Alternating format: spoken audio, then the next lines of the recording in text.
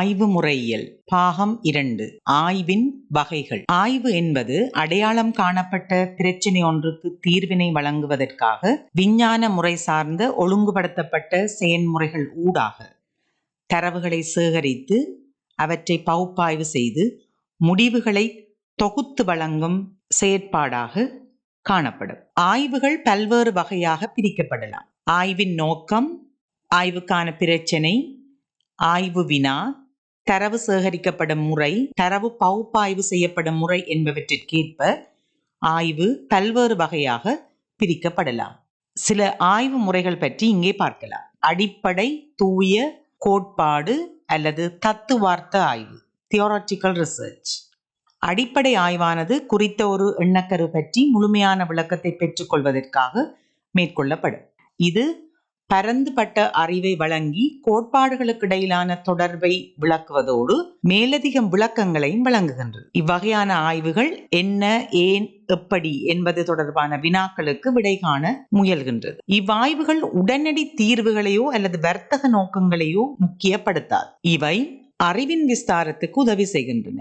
ஏற்கனவே அறிந்து கொண்ட அறிவிலிருந்து புதிய அறிவை தேடிச் செல்வதற்கான கோட்பாட்டு ரீதியான விளக்கங்களும் அவற்றை உறுதிப்படுத்தும் செயற்பாடுகளுமாக காணப்படும். உதாரணமாக, வணிக நெருக்கடி காலங்களில் வறுமை கோட்டிற்கு கீழ் உள்ள மக்களின் பொருளாதார மற்றும் சமூக நிலைமைகள் பற்றிய கோட்பாடுகள் மற்றும் அவற்றின் கண்டுபிடிப்புகள் பற்றிய தொடர்பினை விளக்குகின்ற ஒரு அடிப்படை ஆய்வினை குறிப்பிடலாம். பிரயோக ஆய்வு, அப்ளைட் ரிசர்ச்.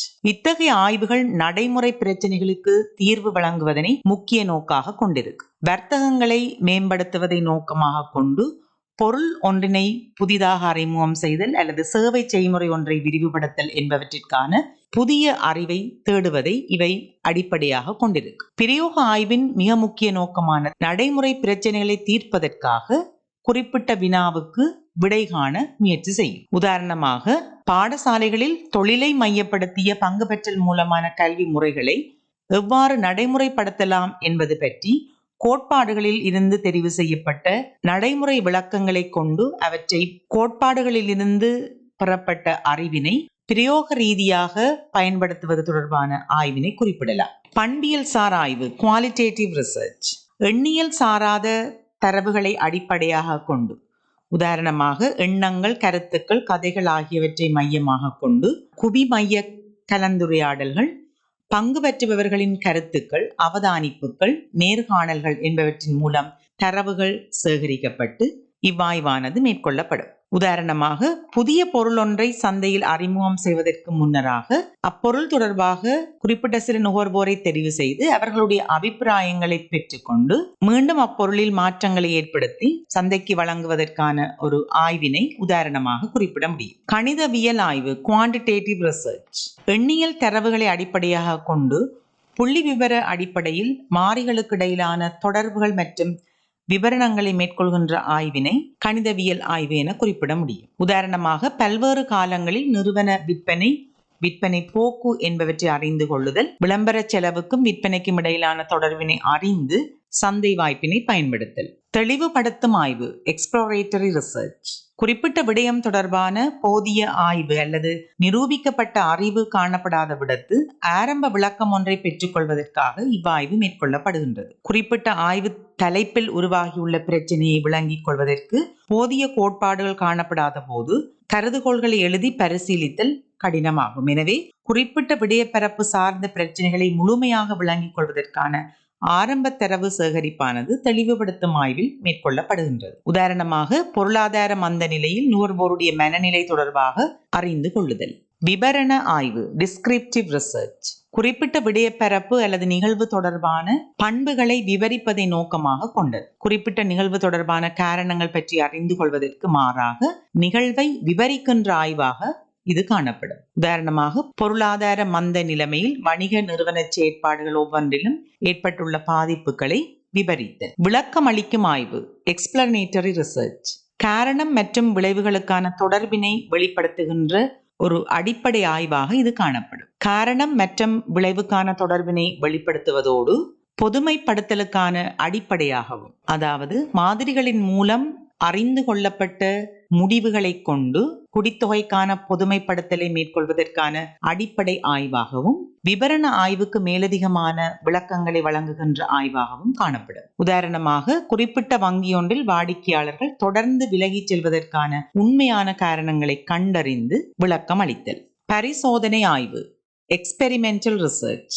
இவ்வாய்வு முறையில் ஒரு காரணியானது பிறிதொரு காரணியில் ஏற்படுத்துகின்ற தாக்கத்தினை பரிசோதனை மூலம் அறிந்து கொள்வதை குறிக்கும். விஞ்ஞான ஆய்வு முறைமையின் கீழ் மிக இறுக்கமான கட்டுப்பாடுகளுடன் கட்டுப்பாட்டு குழு ஒன்றினை ஆய்வுக்கு உட்படுத்துவதன் ஊடாக பரிசோதனை ஆய்வானது மேற்கொள்ளப்படும். இங்கு 2 குழுக்களை தெரிவு செய்து ஒன்றை கட்டுப்பாட்டு குழுவாக அறிமுகம் செய்வதன் மூலம் இன்னொரு குழுவில் பிரயோகப்படுத்தப்பட்ட அல்லது அறிமுகப்படுத்தப்பட்ட புதிய நடைமுறை அல்லது புதிய நிகழ்வு பற்றிய விளைவுகளை அறிந்து கொள்வதற்கான ஆய்வாக காணப்படும். உதாரணமாக, புதிய தொலைக்காட்சி நிகழ்ச்சி ஒன்று மனித நலனை அபிவிருத்தி செய்துள்ளதா என்பதை ஆய்வு செய்தல். வரலாற்று ஆய்வு, ஹிஸ்டாரிக்கல் ரிசர்ச். எல்லா காலங்களிலும் வரலாற்று தகவல்கள் ஆராய்ச்சியாளர்களுக்கு ஆதாரங்களை வழங்குகின்றன. வரலாற்று தரவுகளின் உதவியோடு மட்டும் மேற்கொள்ளப்படுகின்ற ஆய்வுகளை வரலாற்று ஆய்வு என குறிப்பிட முடியும். வரலாற்று ஆராய்ச்சிகளின் மூலம் சமூக மாற்றங்களையும் சமூக நிறுவனங்கள் மற்றும் அமைப்புகளின் வளர்ச்சியையும் விளங்கிக் கொள்ள முடியும். உதாரணமாக, இலங்கையின் 50 வருடகால வரலாற்றை ஆய்வு செய்து ஒவ்வொரு காலகட்டத்திலும் இங்கு எவ்வாறு சமூக மாற்றங்கள் நிகழ்ந்துள்ளன என்பவை பற்றி அடையாளம் காணுதல். முறையான அனுபவ ஆய்வு, எக்ஸ்போஸ்ட் ஃபேக்டர் ரிசர்ச். இவ்வாய்வானது காரணத்திற்கும் விளைவுக்குமான தொடர்பினை அறிவதற்காக மேற்கொள்ளப்படுகின்றது. ஏற்பட்ட விளைவுக்கான சாத்தியமான காரணங்களை ஆராய்கின்றது. உதாரணமாக, மாணவர்களின் உளநலம் அவர்களுடைய கல்வி பருவத்தில் ஏற்படுத்தும் தாக்கத்தை ஆய்வு செய்வதை குறிப்பிடலாம். இங்கு ஏற்கனவே நிகழ்ந்துள்ள மாறிகளின் வெளிப்பாடுகளை ஆய்வாளர்கள் மாற்றம் செய்ய முடியாது. உதாரணமாக, கல்வி பருவத்தில் தாக்கம் செலுத்திய மாணவர்களின் உளநலனை ஆய்வாளர் மாற்ற முடியாது. தாக்கத்திற்கு காரணமான தொடர்பினை மட்டுமே ஆய்வு செய்ய முடியும். செயல் ஆய்வு, ஆக்ஷன் ரிசர்ச். சமூகத்தில் தானும் ஒரு அங்கத்தவராக பங்கு பெற்றல் மூலம் செயல் ஆய்வானது மேற்கொள்ளப்படுகின்றது. செயல் ஆய்வானது 2 நோக்கங்கள் கொண்டது. ஒன்று, பங்கு பெற்றுவதன் மூலம் சமூக மாற்றங்களில் இருந்து கோட்பாடுகளை உருவாக்குதல். இரண்டாவது, கோட்பாடுகளை அடிப்படையாக கொண்டு செயல்களை நடைமுறைப்படுத்தலாம். சமூக கட்டமைப்பு பற்றிய முழுமையான அறிவு இன்றி அதில் மாற்றங்களை ஏற்படுத்தல் கடினமாகும். அதனால் ஆய்வாளர் சமூகத்தில் ஒரு அங்கமாக இணைந்து ஆய்வினை மேற்கொள்கின்றார். உதாரணமாக, ஒரு பிரதேசத்தின் நீர் வளத்தை பாதுகாப்பதற்கும் நீரின் தரத்தை உறுதி செய்வதிலும் சமூகத்தின் பங்கினை வெளிப்படுத்துதல். இவ்வீடியோவில் பல்வேறு விதமான ஆய்வுகள் பற்றி பார்த்தோம். அடிப்படை ஆய்வு, பிரயோக ஆய்வு, பண்பியல் சார் ஆய்வு, கணிதவியல் ஆய்வு, தெளிவுபடுத்தும் ஆய்வு, விபரண ஆய்வு, விளக்கமளிக்கும் ஆய்வு, பரிசோதனை ஆய்வு, வரலாற்று ஆய்வு, முறையான அனுபவ ஆய்வு மற்றும் செயல் ஆய்வு ஆகியவை பற்றி விளங்கிக் கொண்டீர்கள். மீண்டும் அடுத்த வீடியோவில் உங்களை சந்திக்கும் வரை உங்களிடமிருந்து விடைபெறுகின்றேன். நன்றி, வணக்கம்.